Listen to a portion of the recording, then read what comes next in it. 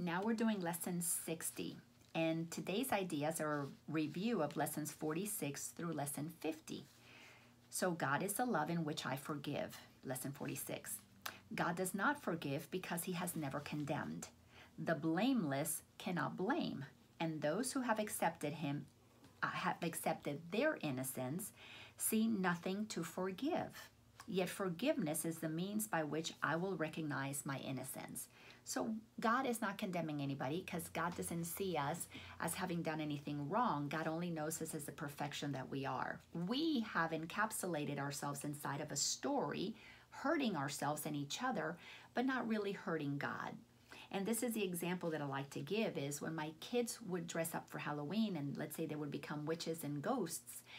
Well, I knew that they were just putting on a mask. They were not real witches and ghosts. So God knows that we're his little children putting on costumes. When the ego is a witch's or a ghost costume, because when we put on those costumes, we be bad. We want to scare people with those costumes. So that's why God is not condemning us, no more than I condemn my children for dressing up like a ghost when I knew they were not a ghost. They were just pretending to be one, so they put on a veil that looked like a ghost. Sentence 3, the blameless cannot blame. So if I have nothing that I'm upset about, I understand the truth and everybody's just pretending, playing make-believe with Halloween costumes on, why would I blame them? I know that they're just pretending because that's just the game that they're playing. And those who have accepted their innocence see nothing to forgive. I don't have to forgive them. They're just as innocent as me putting on a costume. My children didn't walk around forgiving the other neighborhood kids. Everybody was just putting on a costume. We all knew that that's what we were doing. At a soul level, we all know we're pretending to be egos. But at a soul level, why would we blame other souls? It's just a game. It's not going to, in the end, it doesn't change what God created. It makes us suffer, but it doesn't change what God created. Sentence 4, yet forgiveness is the means by which I will recognize my innocence. So while I'm an ego, the process of forgiveness begins to help me remember my innocence. It is a reflection of God's love on earth. It will bring me near enough to heaven that the love of God can reach down to me and raise me up to him. So as I forgive people, I forgive my former husband and my husband before that, and my husband before that. Yes, I've had 3 marriages, you know, it's the way it's happened in this world. I've worn the costume of bride 3 times. I'm gonna have to give up that costume for the next Halloween. So when I forgive, then I feel the love of God because I'm having to use love to forgive these people who didn't do anything to me. They were just playing roles. They play the roles of husbands in my movie. So I forgive myself for believing I was a wife, and then the guilt and shame of having been a wife 3 times and what's wrong with me for having done this 3 times. Well, I like to think about it as just legalized dating, just pieces of papers that we sign because that's what egos told us we were supposed to do. So in forgiving everybody, I forgive myself. I feel love. I feel lighter. When I feel lighter, it's as God just lifted me up. That's why I love teaching shift and lift. Shift your perception, lift your vibration. God will reach down and lift you up because you will feel so good. So let's go to paragraph number 2 because this is a review of lesson 47. God is the strength in which I trust. It is not my own strength through which I forgive. Clearly, it's not through my ego. It is through the strength of God in me. I'm tapping into truth in me, wanting to extend truth to others, which I am remembering as I forgive. So as I see you as innocent, I'm remembering, oh, that's how God created us. As I begin to see, I recognize his reflection. God gets reflected in everyone else. So as I forgave my husbands, they are all holy beings. That's really what they are, pure holy beings. Because now I can see the perfection of God in them. I forgive all things because I feel the stirring of his strength in me. For me to feel God moving in me, I must have created an opening. If I am projecting, I'm closed off, repeating past information.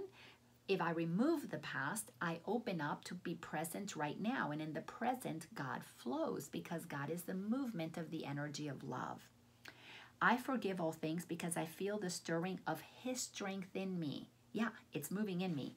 and I begin to remember the love I chose to forget, but which has not forgotten me. So when I put on the costume, yeah, I'm choosing to forget I'm Laina because I want to pretend to be the ghost or the witch or whatever it is, the pumpkin or the princess. I want to play that game. I want to forget that I am Laina because it's more fun playing ghost during Halloween. Well, if you think of life as the same thing, the stage of life, we are all divine souls playing the part of me, Laina, and somebody's playing the part of my husband or my ex-husband or my new boyfriend or my son or my daughter or the president or you know, Jesus played the role of Jesus, and lots of people for thousands of years have played roles. Well, we all chose to forget that we were made of love so that we could have this experience of not being love, experiencing blocking love, which activated fear. So that fear could be the thing that helps us remember what never forgot us. So in the, I don't want to feel fear anymore. I don't want to play ghost anymore. You know, it's a hot costume. I'm tired of it. Then I'll begin the process of wanting to return home to what never forgot me, to what never forgot that I am love. Isn't that beautiful? So let's go to paragraph 3. This is a review of lesson 48. There is nothing to fear. How safe the world will look to me when I can see it, instead of the illusion I'm projecting. It will not look anything like what I imagine I see now. Everyone and everything I see will lean toward me to bless me. Once we forgive the world, it's going to take time, quite a few generations, but eventually when everybody's nice and kind, we're all going to want to be blessing one another. We're not going to be stealing or cheating or lying or creating ridiculous laws that control people. We won't be doing that because we will be acting from the higher part of ourselves, which is compassionate and kind and generous and cooperative. I will recognize in everyone my dearest friend. We will all know the soul in each other. What could there be to fear in a world that I have forgiven and that has forgiven me? There will be nothing to fear. But for us to experience that world, we got to be the change we want to see so that we shift, we become loving. Another person in our presence can shift, become loving because they feel our love, not our judgment, and so on and so on and so on. And it multiplies that way.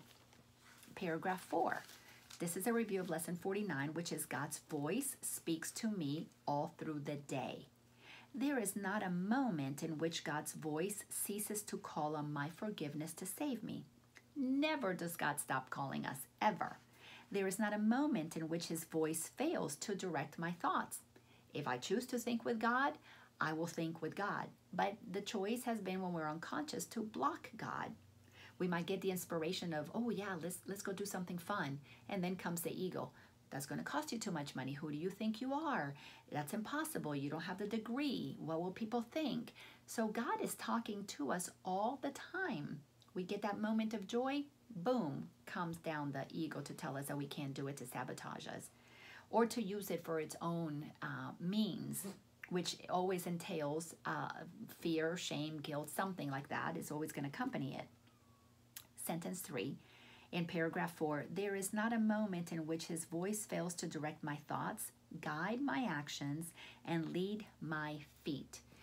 We are always being given direction, always. I am walking steadily on toward truth. So once we begin to wake up and realize, I only want to hear the voice for God, now I am walking steadily towards the truth because I'm following the direction of he who created me, who knows always, by the way, what's best for me.